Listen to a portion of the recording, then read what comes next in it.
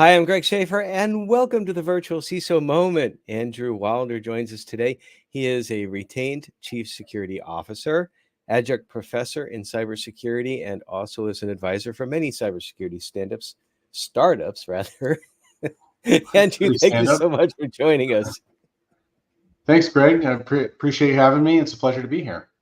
Would love to hear about your cybersecurity journey. Why did you get started in this wonderful field of IT, information security, and cybersecurity, and where has it led you today? Sounds good. So, have you ever seen that TV show called The Office? Mm-hmm. Okay, so our story starts in a setting not unlike The Office. I started, the first job I had out of school was at a paper company in San Diego. And I was a customer service rep. And among many other things, I did marketing, sales, inventory, accounting. When we get really busy, I'd go in the warehouse and drive the forklift and pick pallets and put them on the truck. So one day, the owner of the company comes to me and he says, "Hey, Andrew," he says, "we're going to replace our mainframe systems with Windows servers and Windows workstations." And I said, "That sounds great." And he said, "You're the youngest guy, so you get to do it." And I said, "Okay." So for the next 3 months, I did all the data entry by hand. I worked nights and weekends. I got this thing going. And one fine day, we go live with this new system, and it is such a satisfying moment in my very young career. And I had a moment of reflection. I thought, maybe I should stop working for Dunder Mifflin San Diego. Maybe I should go and do this IT thing as a career. So I saved up some vacation time. I saved up some money. I flew out to Chicago and did a 2-week Microsoft boot camp. And after completing 7 exams, I came home with my MCSE cert, which, as you may remember, in the early 2000s was like resume gold. That was a So big deal between that and the Cisco stuff. Yeah. Exactly. So I put my resume out all over the country. I got picked up by Hewlett Packard doing a security project management role for Bank of America in Atlanta, moved across the country, started doing, vulnerability management for them, and then kept doing consulting with HP, did it for DHL and for Nestle, ended up getting a number of job offers from those companies. And I ended up sticking with Nestle because I really love the culture. They hired me as the manager of their InfoSec team for their largest market. And then about every 3 or 4 years, I just get more team, more scope, more budget, more responsibility. When I left there in 2021, I was the regional CISO of Americas, Asia, and Europe. And since then, I've been a CISO a couple of times. And now, as you said earlier, currently the retained CISO for community veterinary partners. And you're doing some adjunct work as well, too? Yeah. I work at Washington University in their ECLP, or Executive Cyber Leadership Program. This is where CISOs, like VP level in cybersecurity, and also CIOs come to get an executive understanding of cybersecurity. It's interesting that you mentioned the MCSE. I can't help but think and juxtapose the different culture between then and now. Because as you say, yes, if you had the MCSE, or if you had the I don't remember what Cisco CCNA or CCNE for Cisco, you were basically, you could write your ticket. You put your resume out and you get 3 or 4 job offers that day. Maybe not quite that quick, but it literally could be that quick. And whereas nowadays, you get people that are chasing half a dozen or more certifications and expecting that sort of lightning to strike again, but it's just not the same. It's the same world out there. Why do you think? What's the difference? What has changed between 20 odd years ago and now? Yep, a couple of things. One is the saturation of the market.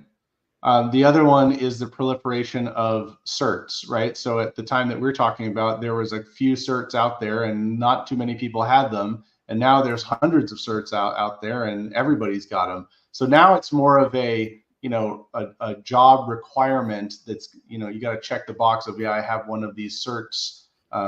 But you got to have a bunch of other things as well to set yourself apart. So those are the main things that I think that have changed. And unfortunately, I think that there's some folks that have bought into what the culture was 20 years ago, and they just have to realize that. I get people asking me, well, how did you get started in it? And I preface it by saying, you have to understand, it was a much different landscape back 20, 30, 35 years ago. And don't follow what I did, because you can't. That world doesn't exist anymore. It may eventually exist again when the market normalizes, which usually it does, but right now it's not even close. Well, in all of this, though, one thing that has remained constant, and maybe has become more of a threat to our industry as time goes on, is the need of small and mid-sized businesses to have a good security posture. But we see sometimes that that's not often the case for a variety of reasons, and yet they have many of the same needs and face many of the same threats that larger organizations do. From your perspective, what would you say are like one or a couple of the most significant threats to small, mid-sized businesses' information security today? So I think, I hope that I don't offend anyone by saying this, but I think the biggest threat to small and medium-sized businesses in cybersecurity is ignorance. Hmm. So a lot of people think like this isn't going to happen to me. People are only going after Fortune 500 companies. My business is small. It's not a big deal. And listen, I've worked with SMBs who have been attacked with ransomware. I mean, it's happening. If you're vulnerable and your device is out there and you don't have somebody who's paying attention to these things, you're going to get compromised. So I think what someone needs to do from an SMB perspective, and this is why virtual CISO, fractional CISO exists, is I think that you need to have someone who can help you strategically, who can be your advocate. Now, they're not going to be your boots on the ground. Usually, you're going to want to have an MSP or an MSSP who's able to do some of the day-to-day stuff. But I think it's great to have a strategic person who's on your side to say, hey, this is what they should do. This is the direction they should go. This makes sense. Now you're, fighting the right fight in terms of protecting yourself. If you want to get into the details of what are the biggest threats to them, happy to do that. But I think the best way to do it is engage someone like you, and then bring in, an MSP or an MSSP to do the day-to-day. Well, and I appreciate the plug, and the check is in the mail. Oh, it's true. But you bring up a point with regards to a good point with regards to ignorance and advising. One of the things that we've seen in our field has been the proliferation of what is called the virtual CISO, and just like the certs, which have kind of lost their meaning in some ways, I think the term vCISO has almost lost their meaning, because you get a lot of people out there who, well, let me step back. I used to say and think that if you're going to be a virtual CISO, you should have been a CISO beforehand. You're basically selling your experience, and that's the Yes. way it should be. But you have Yes. folks that are out there that have 3-5 years in the field. They call themselves virtual CISOs, and yet now they're going to these small and mid-sized businesses and potentially even making things worse by giving Yeah. bad advice. So you Yeah. go from ignorance to bad advice. Do you have any ideas on how we can right this ship? Yeah, so there's a lot of challenges with being a VC. So I do agree with you, and especially as you're vetting that person, I would say if you're a small or medium-sized business, make sure that the VC so that you're getting has the right kind of experience for you.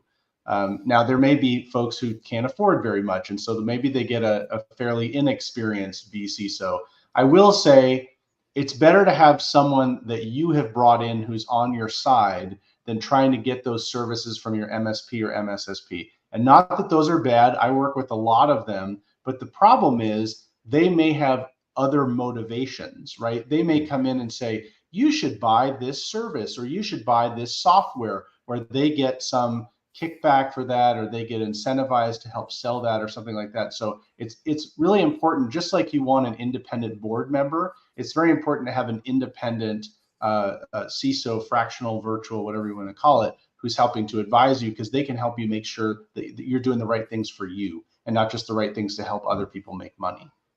Sure, and this is the extension of the conversation of the 3 lines of defense. So first line being the operational IT management. That's where your MSP and your MSSP comes into play. Second line being risk management. Just like in the big world, CISOs are in risk management. They shouldn't be under the CIO, but there's so many arguments about that. If you can manage it, okay. But again, conflict of interest. I think your point is that same conflict of interest, it can extend when you're getting these services externally. Am I reading that correct?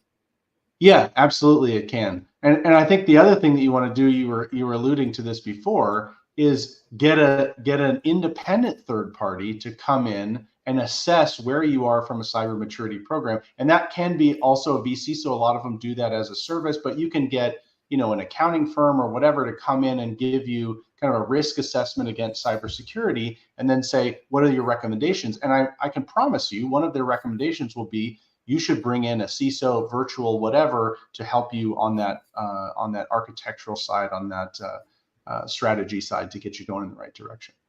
And And I most think of that, them, oh, go ahead. most of them are coming to you because they have already had a breach. And now someone in their C-suite or their board or their owners or whatever has said, you guys need to take this cyber thing seriously, and then they go do it. My advice to small and medium-sized businesses who have not yet been breached or don't realize that yet that they've been breached is go and proactively do it ahead of time, because it's better to do it now than after something bad happens to you. And you talked about bringing in an independent third party to do that, and it could be your accounting firm, what have you. But I think it's important to understand, though, too, that whoever comes in needs to understand the framework or frameworks that they're going to be assessing against, and that a lot of the devil in the details, if you will, is in the interpretation of the questions. Sometimes we'll get businesses that send their vendor risk assessments with all these questions here, and people answer them. And so they get to one question that says, for example, do you use MFA? Well, yeah, we have MFA on our Microsoft 365. Yeah, we use it. Check the box right there. That's not entirely correct, right? Because the implication, what it's really asking for is, do you use MFA to protect all of your critical assets? Everything, and if you yeah. answer those questions, particularly if you're talking about a cybersecurity insurance survey, if you answer them in a manner which is like obfuscating the truth, because it sounds better. Yeah, you're telling the truth. You use MFA, but come on, you understand what the thing is. What kind of problems can that lead to? Your insurance claim can be denied. So yeah. what I have found is anytime I'm doing these cyber insurance questionnaires, and you're right, they are not particularly detailed in the wording. They're a little bit open, but normally and they do that on purpose, by the way. They do that on purpose. Normally what has to happen is after you fill one of those out, you write down a list of the ones that are kind of, open-ended questions, and then you have a meeting with the cyber insurance firm, and then you say, okay, just want to clarify this, have some questions about this one. They may have the same things for you. So usually there's some talking that needs to be done after you fill out those forms. So I want to ask you I have never asked this on this podcast yet. Yeah, here it comes. I have said beforehand that I think that a virtual CISO needs to have been a CISO beforehand. And I've said beforehand that I can see some limiting factors with regards to that, or some extenuating factors where maybe if there's someone who is in executive risk management, someone who really understands that, well, okay, they can do the virtual CISO. But I've never been at the point where you can get to like a certification that'll get you to be a virtual CISO. Now, this is what I've not talked about yet. Those who follow me regularly on LinkedIn and on this podcast, and if you don't, shame on you, you need to know that I'm going through right now the Secure Studios Certified vCISO course, which I initially got involved with because I was rather skeptical about it. I have to say now, about halfway through it, I see big promise in this certification getting virtual CISOs at the door. And I want to mention too that just because you get the pass the test, you still have to go through what I would term an apprenticeship program. Now, from my perspective, I think that might be another way to get some quality virtual CISOs out to help the SMB market. But I'm curious as to, do you think that, just hearing that now for the first time, that that's something that may be viable? Well, so I think certifications serve their purpose. And if you look at the requirements of something like a CISSP or a CISM, you have to pass the test, but at the same time, you have to have someone accredit the fact that you have the required experience to get the cert, right? So you can go and pass the test tomorrow, but if you don't have the 5 years or whatever's required for experience, you can't actually get the certification. So I think in the case that you're talking about, I think a certification is good, right? It says, I have the body of knowledge that's going to allow me to pass this test to say, hey, I've done all of these kind of things. It's a good kind of external recognition of the things that you have.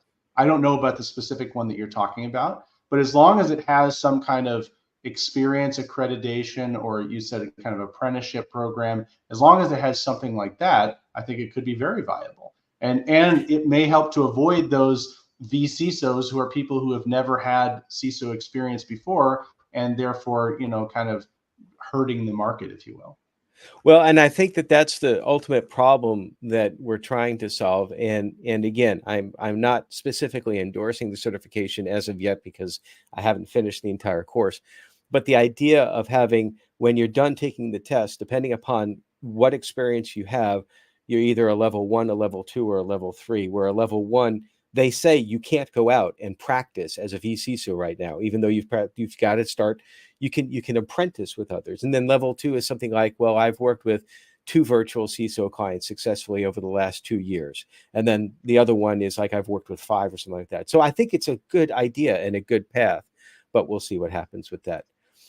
Going to pivot again because a lot of this can be very stressful. I know, I've been kind of bouncing back and forth on a whole bunch of things, but one of the problems in our industry, and we see this too, because the job market is unlike anything that I've seen in the last 35 years. I think it's getting a little bit better right now, but it's going to take a long time to recover, if it ever will. I don't think it'll ever get to the point it was back in the early 2000s. But we see like so many instances of people getting burned out, people having mental health issues, just the stress of trying to find a job, or they want to maintain in their job, even though it's a toxic environment, because they know if they leave, they may not be able to find another job. I was actually in that position about 12 years ago myself. I stayed until I found the next job, and it was very taxing on me, my mental health. And I think I decompressed by doing some things that I shouldn't have done. What are a couple of things you do to help decompress from the stresses of cyber? It's a real problem. I just got back from the RSA conference, and there was a number of different people discussing this and talking about different ways that you can do it. So what do I do personally? I think the number one thing that I do, I have a 3-year-old, or like a in 2 days 3-year-old, and we spend a lot of time outside. So I think that's a great thing, right? Get outside in nature, go for a walk, clear your head, get off of your phone. And if you have kids or friends that you want to do that with, even better. So that's one thing. I make sure that I get in some exercise every day.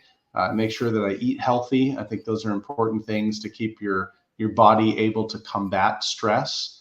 But those are the main things for me, is just spending time with family, going outside, exercise, and healthy foods.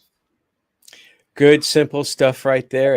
And vitamin D can cure so much, the natural sunshine. So that's right. A lot of times people go to the doctor, they're depressed, and he says, you go outside very much? Well, no. Well, you should start taking vitamin D at least, because it's amazing how, like, you just do like a couple of like 15-minute walks outside a day, just what that can do for you. I know it sounds like, oh, what was that going to do? No, try it. If you haven't, try it. Yeah. Watch out, at least in our part of the country, watch out for the and it's a great time to listen to a podcast if you want to. Oh, there you go. Yeah. Nice plug. I appreciate that. So now I owe you more. You plug the VC, so you plug the podcast. Okay, what else? I'm just telling the truth here, Greg. So what kind of future plans do you have? Are you going to RSA? No, wait a minute. That already happened. What's up? What are some of your future plans that you might want to talk about? Well, continuing to look in the VCSO world, continuing to look in the CISO world. I love the work that I'm doing with cyber startups, and we'll continue to do that and expand upon that. I'm on a couple of nonprofit boards, so trying to give back to the community, which I think everybody needs to do, and that's also a way to help with your overall stress levels. So I would say just keep doing what I'm doing and maybe expand it a little bit further. That's awesome. Yeah, and giving back, I think that a lot of people in our field do realize that as they get on the backside of their career, that the importance of giving back and helping the next generation. So I totally agree with you there. Well, Andrew, it's been an absolute pleasure. I appreciate you joining us today. And, even if I don't know, well, how far are you from RSA? Like, are you jet lagged, or are you? No, it's like a 2-hour time difference for me, so I'm okay. I was a little tired when I woke up this morning, but jet lag is only Europe or Asia. I can't call it jet lag because all my friends flew over from Tel Aviv, and they're actually jet lagged. So. Well, I don't know. It's like if I fly up to New York, I feel like I'm jet lagged, and that's just one time zone. So, but then again, I don't know. I'm getting older, but I appreciate your time spending. Even though I'm sure that you just gotten back and things are always rushed when you get back, and appreciate all the great insight. It was a great conversation. My pleasure. Thanks a lot, Craig. Have a good day. Cheers.